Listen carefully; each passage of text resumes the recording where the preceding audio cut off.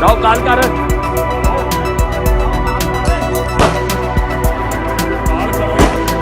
ਓਏ ਰਾਣੇ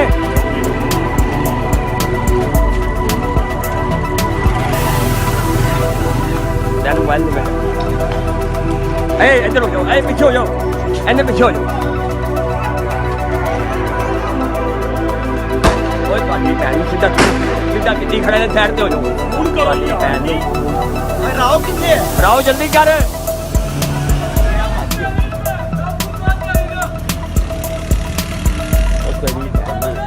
ਇਹ ਕੰਮ ਕਿੱਡੀ ਖੜੇ ਨੇ ਭਾਈ